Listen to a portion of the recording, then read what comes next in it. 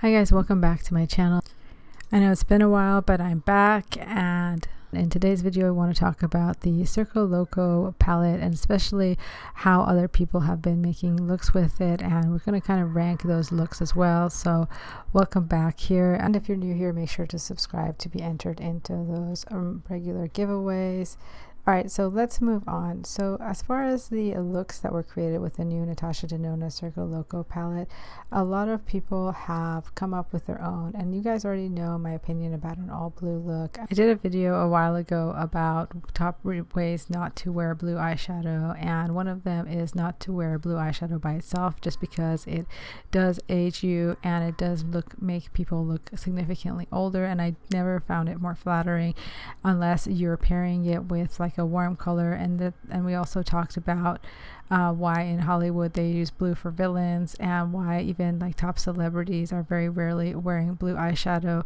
So this is just why. I mean, if you love color, more power to you, but I personally think that blue colors look better matched with warm tone colors, and that's going to be the basis of my ranking. So Jenna here does a good job as far as putting a warm tone in with her blue tone eyeshadow, so I think she manages to pull the look off. However, I feel that Morgan here, she's just going for more like a blue, and then she does still have that purple in the background, so it's not a completely blue look. So I feel that she still did a good job with this palette. I would just wouldn't rank it as my top favorite looks with this palette.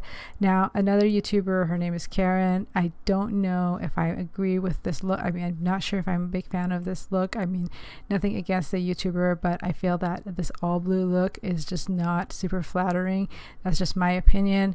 And however, I feel that Kelsey did a really good job with her looks with the Circo Loco palette, because she was able to pair it with not only blue and more like a brown color, but also she has her inner corners with like sort of like a green color, and she really manages to make this palette work for her. And I feel that this is one of my top favorite looks of the Circo Loco palette that you can create with. And I have to say, my number one probably look is something that Tara Lynn created, and I feel that this is a look that will go well with a lot of skin tones, because as you know, blue colors are tricky with olive skin tones. But I will say that she did use a bronzer to create the full look. So as everyone has mentioned, this palette by itself is not a standalone palette.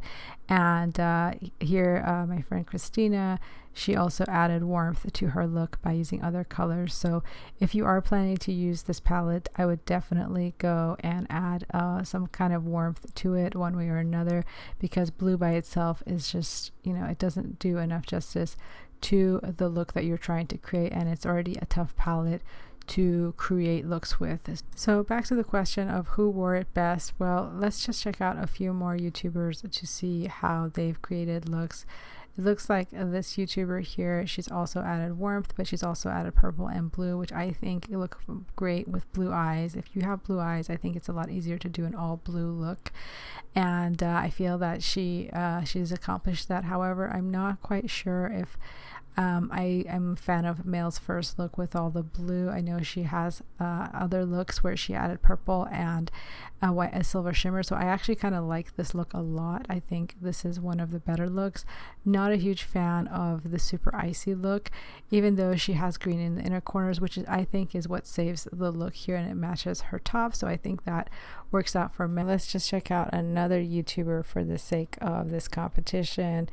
I will go with let's say this YouTuber. She appears to have done a Harley Quinn look, one blue eye, one pink eye. Not a fan of it. I'm sorry, this one. I have to say the best look was either Kelsey Brianna J, because she has this beautiful warm and blue mixed combined look, or Tara Lynn. I think honestly Tara Lynn's look knocks everything out of the park, but she does get help from a bronzer.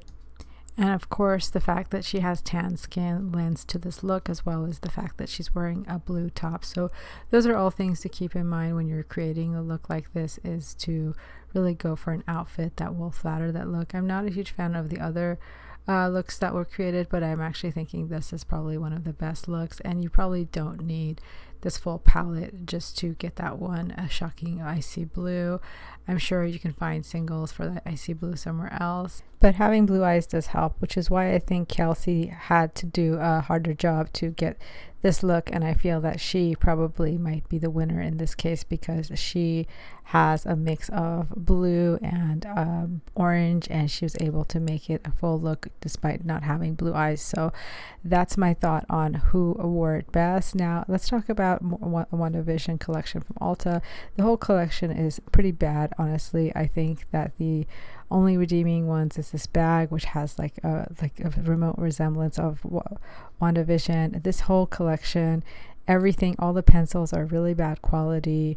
I hate to say it. I was very disappointed. It really feels like I'm rubbing a knife against my skin. It doesn't really show any pigmentation at all, and I highly don't recommend it. I mean, maybe the blue slightly, but everything else is pretty bad. So yeah, even that black, I feel like if you were going to do like a collab with Wandavision or Disney, you should really like ask for being able to put like an image on there or something with more resemblance to the show, and really also work on the quality. I mean, there's people that will buy it for the name, but they really shouldn't just bank on that. And I feel that, you know, you're just getting substandard Ulta products with just a Wandavision logo slapped on it. So very disappointed in this whole collection. I will say that the bag is nice. Now, I did also pick up the Peeps palette, and the Peeps, between the Peeps and the NATASHA Denona, honestly, I think the Peeps has better pigmentation.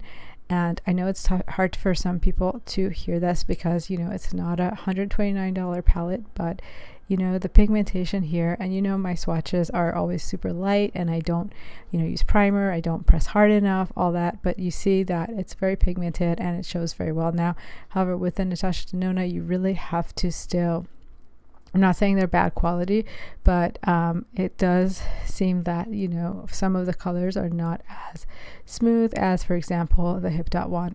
And I am just trying to be honest here with you guys. It's if you really love these colors, go for it. But I've seen better silvers in my Moschino palette. So those are just my thoughts. And again, I'm not a great swatcher. Between the Kaleidos and this is no question, NATASHA Denona is better. Between Plain Jane and ADEPT Cosmetics, obviously Plain Jane is better because A, you're supporting an indie brand, and B, you're getting a ton of shimmers that are very unique. And like I said, I don't swatch super hard. I will say I prefer, if I had to keep one, I'd prefer ADEPT Cosmetics and then NATASHA, and lastly go for Kaleidos. Now, as far as the Peeps collection, they also came out with some makeup sponges, or as I like to call them, beauty blenders. We'll talk about that in a moment. But the palette was probably the better of the two, like if you had to choose between one or two. And actually, I think the palette is currently sold out on Ulta, but the beauty blenders are still in stock. So as you can see, my swatches are super light, and you know, if you wanted to use this as a supplementary palette, just like NATASHA Denona, you could mix it up. So these beauty blenders are a little bit more squishier than the regular beauty blender. I just call them beauty blenders, but they're sponges. Sponges are a little bit more dense. They have a little bit more density and a little bit more squishiness. However, when I use them underwater and actually applied makeup, they do absorb a lot of my makeup, and it takes a long time for them to shrink back down to the regular size. So as far as the deal that you're getting, I wouldn't say they're better than the beauty blender. They do take a long time to get back to the original size, and they do use up a lot of product, and they're still available on Ulta, but it's a good deal if you just go through them really fast and you don't mind waiting for those to get back to their size. So that's mostly all I'm going to be talking about today. Let me know in the comments below if you guys picked up any of these collections, whether you're interested in the Wandavision collab, the HIPDOT, or the NATASHA Denona, and which look did you prefer the most. And as always, thank you so much again for watching. Don't forget to subscribe, and I will see you next time. Thank you.